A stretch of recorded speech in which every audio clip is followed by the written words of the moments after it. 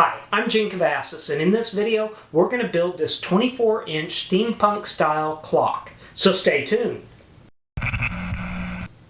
Now I'm using a laser cutter and I have had so much fun with this, but it only has the capacity of cutting up to 14 by 14 inches. So how do you cut a 24-inch clock like this? Well, let's start step by step. So first thing, let's go to the computer.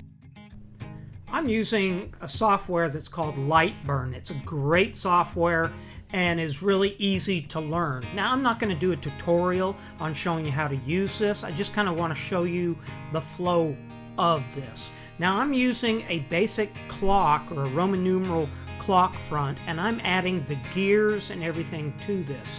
One of the cool things about this software, you can actually create gears within the software, and I did this on the outer ring of this, decided to make that look like a gear itself, and I love how that turned out, and it's really a neat feature of this software.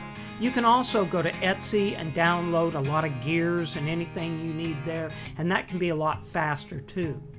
So now I've got the basic design laid out the way I want, so I'm going to separate it out, and the first thing is I'm going to take that background and I'm going to divide it into 4 equal pieces that each one will fit on a 12-inch by 12-inch panel. Then I'm going to break apart the gears and the Roman numerals, and I'm going to set them also on a 12-inch panel. And I'll probably cut 2 of these just so I have some extras. Those are some really fine Roman numerals. Now I'm going to start looking at the material. Now this is a 2x4 sheet of 1/4-inch ply, birch ply from Home Depot, but I think I'm going to use some 1/8-inch 12x12 squares of basswood plywood that I ordered from Amazon, and I'll put a link down in the description below. Now I'm going to go ahead and set this into the plotter. Nice thing about the pre-cut 12x12s, I can set each of my patterns to fit that. Should work out perfect.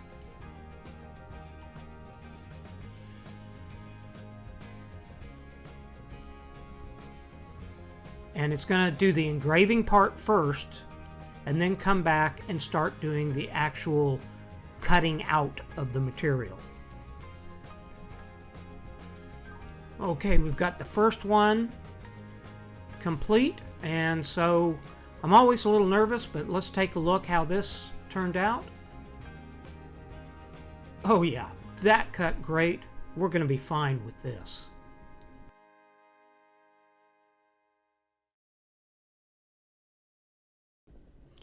And now I've only got to cut 3 more of the background of the clock, and we'll have the basic face done.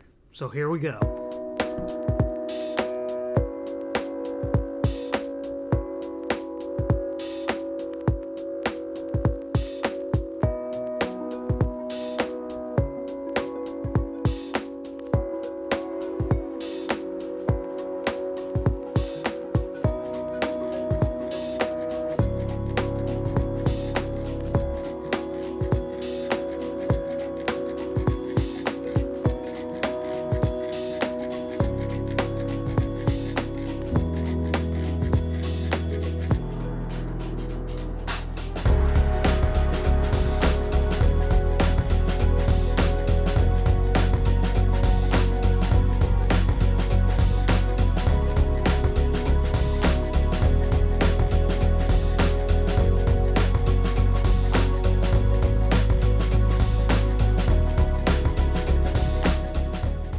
Okay, so now we're going to load our last panel in there, which is the gears and those Roman numerals, and go ahead and cut those. Remember, I think I'm going to go ahead and cut 2 of these just because there's some real small stuff, especially those Roman numerals, and I don't want to break one or have one not, come out just properly, so having some extras isn't going to hurt.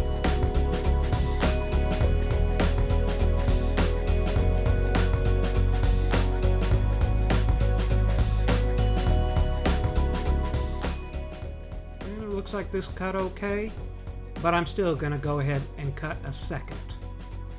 So now, after I've cut all my Roman numerals and my gears, I'm going to set those aside and bring in those 4 pieces to the basic clock body.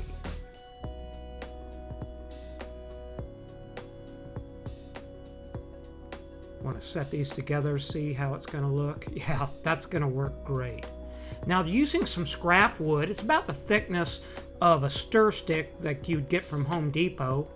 In fact, come to think about it, you could probably just use stir sticks from Home Depot, but I'm going to use this to connect the 4 panels together.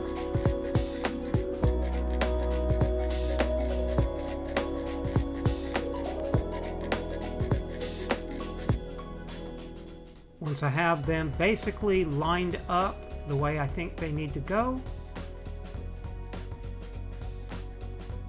I am going to use some CA glue, and I'm going to be using a brand that's called Star Bond, and I've used this for several years. It's a really good product, and it sure speeds up the total woodworking process and makes it really an easy process, and you don't have the wait time you would with regular glue. The thing that's great about it is you can use the accelerator, spray a little on the other side of that, and set your material down, and it dries in seconds. This allows you just to keep working, and you don't have to spend all that time clamping and waiting for your product to dry.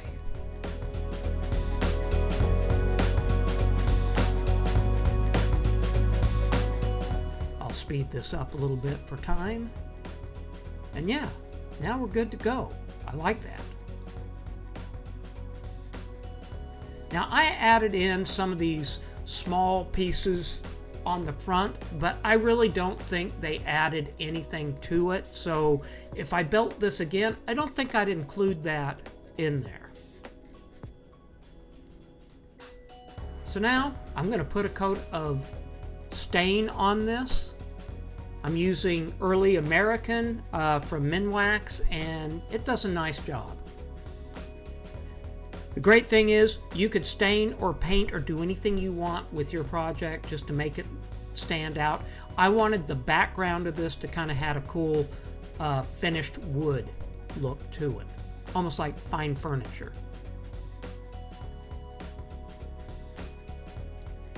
Once I have my stain on and I've let it dry overnight, I'm going to come back with some painter's tape and just kind of mask out where these gears are on the background, because I'm going to want to spray paint those kind of a charcoal color.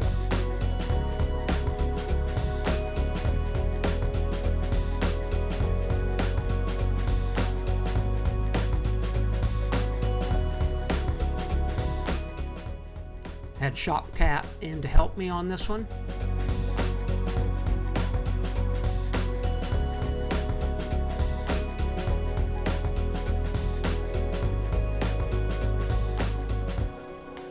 I also took a piece of scrap material and I put some double-sided tape and set those down, because then I can set all of my Roman numerals down on this and won't have to worry about the spray paint blowing them away, because they are so skinny and so small.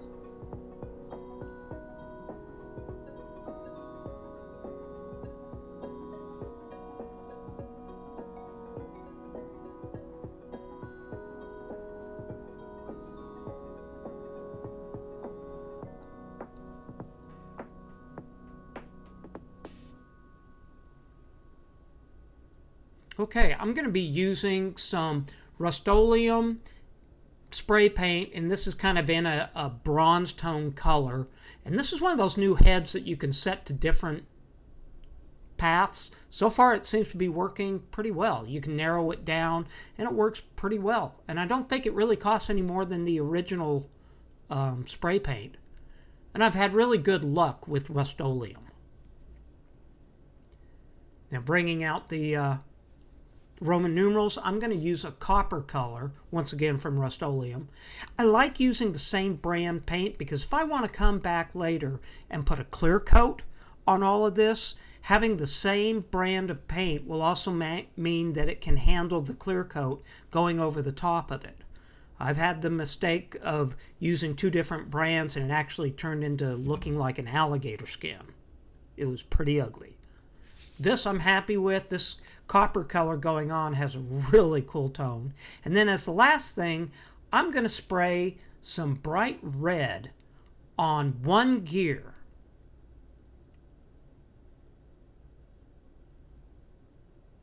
Now I actually came back and I did a couple of coats of everything. After letting them dry, I bring them back into the shop and get ready to put this all together.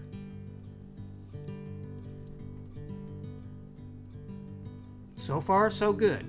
Once again, using the star bond, I'm going to start setting these individual little Roman numerals on. You really got to take your time and try not to put too much of that glue on. And I don't need to use the accelerator because actually I want to be able to move these a little bit if I have to. And they still set up very, very quickly.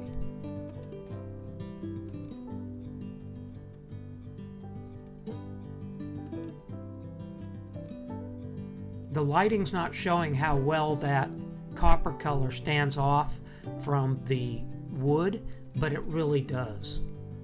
Something else to keep in mind when you're making the background, you'll want to make sure you put the direction of your grains all going the same way when you're cutting out your material so that if you're staining it, it doesn't look odd.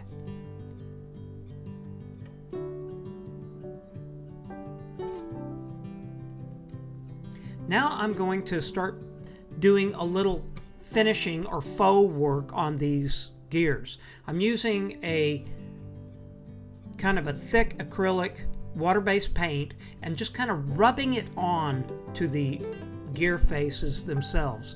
And what you can do is kind of rub that in and it gives it kind of a used or a worn metal look. I really like this, so just kind of taking my time and rubbing this down, it's working out great.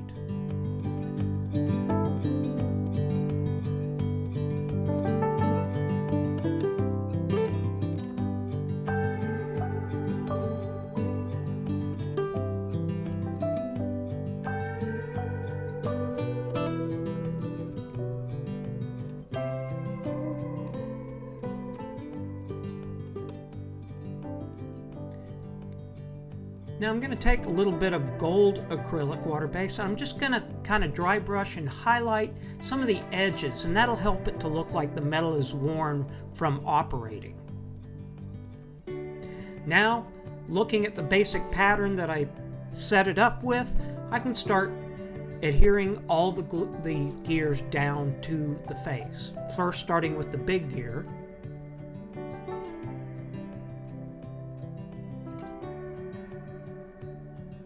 And using a medium star bond. And the reason I'm going to use a medium on this is I want it to set a little slower. And when I say a little, you're still talking about this sets up in less than a minute.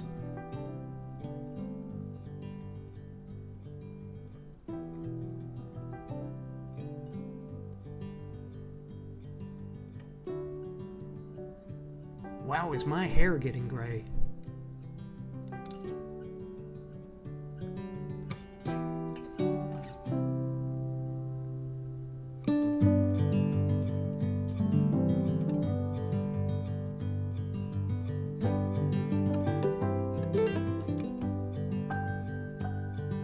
Once again, I will put links down below to all the materials that I've used on this project. Now here's my red gear, and I'm not sure why, I just thought it would look really cool to have one red gear in there, and I'm really glad I did it. I'm happy with the way that turned out.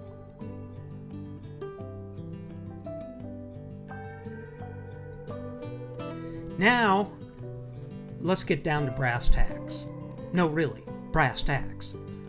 I'm going to use some tacks to put down all the way down toward the bottom ring above all of the Roman numerals. And I'm going to use probably the larger one there and put one above each one of those Roman numerals to help give it that steampunk gearing look. Just like that. I like that. That'll do. Now, because I don't want to be hammering these down in, I'm going to take a very, very fine drill bit and just go around and pilot a hole above each one of the Roman numerals.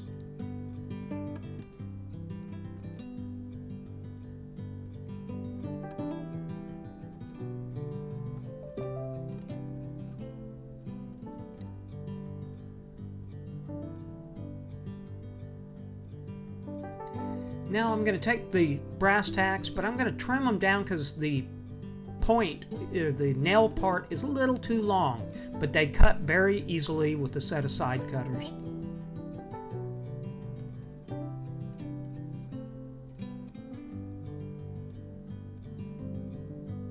Now I'm going to go ahead and put a dot of the CA glue on each of these because I think it might help to just make sure they stay in.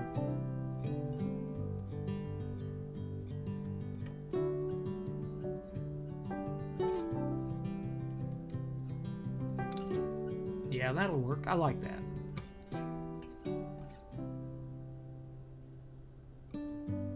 And once again, I'm speeding this up because it's kind of the same process 12 times.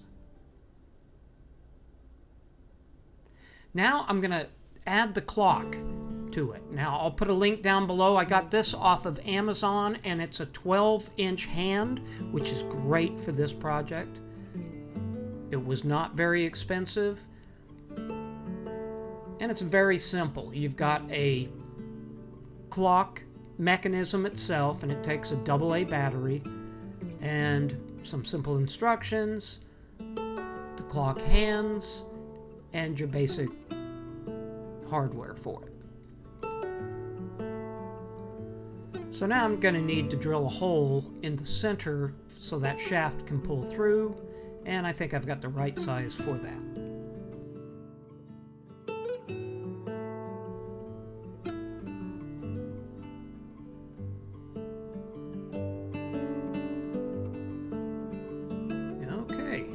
Ready to install that.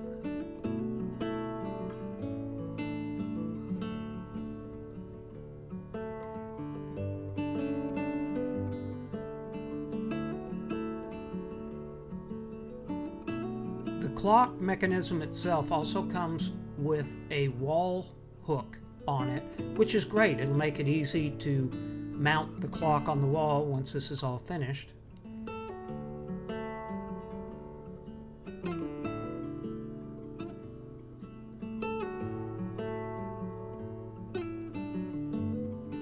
It's got one small rubber or nylon washer to go on this side of it.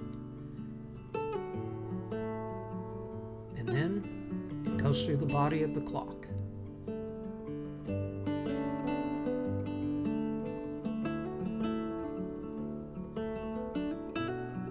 If you notice my hand shaking, some of you are aware, I've mentioned on other videos before, I have what's called essential tremors, and it can be a real pain in the neck, and that's a big reason why I've started doing a lot with the laser cutter too, because I can still get precise and do these intricate things and not have to worry about my hand shaking too much.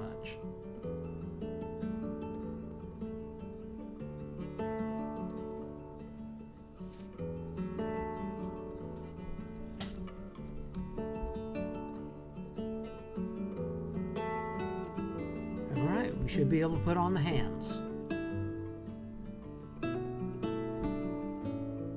Now each one of these hands comes with a clear protective sheet on them, so you'll want to peel those off.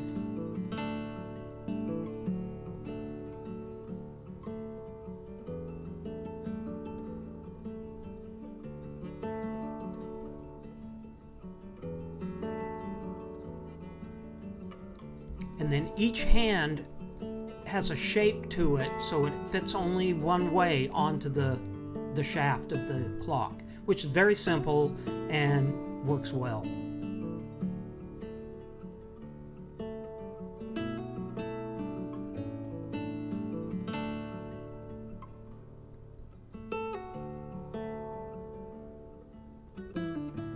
This is where those tremors start to drive me nuts.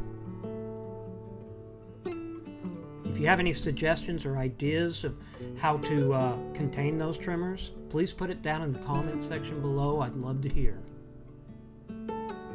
Okay, we got the basic clock. Now I want to add one more thing to it. And no, not the battery. I'm thinking I want to put some LED lights behind it. If this works right, it should give it kind of a nice halo effect. Now this comes with the battery pack also, and then the LED lights are rolled up and they're actually on a solid strip, and the strip has adhesive tape on the back, so you can actually be able to stick it down to the material without having to glue it down.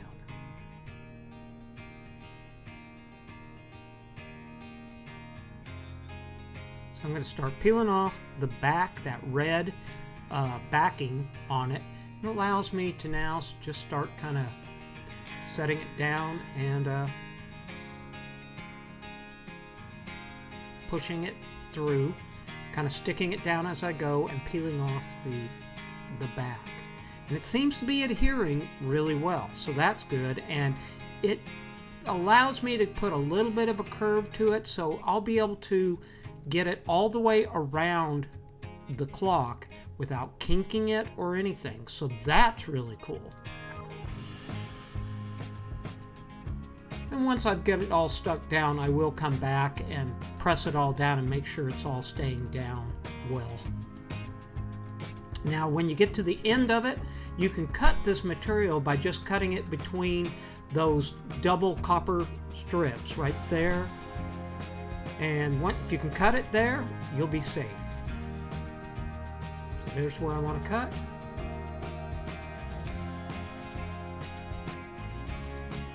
We should be good to go. Now here with the cord and the battery pack, I am going to use some hot glue just to kind of secure the wires and the back of the battery pack to the wood strip.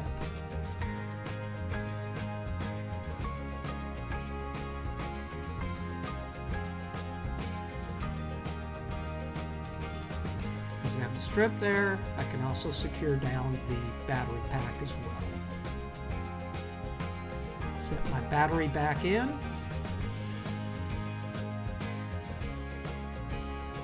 And I think we're ready to go install this and see how it looks.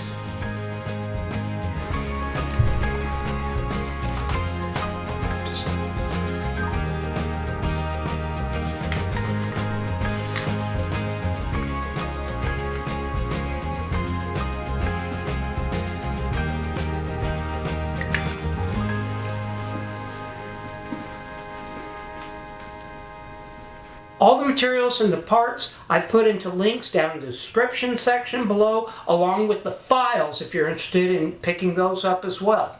I hope you enjoyed this video, and I'll see you soon.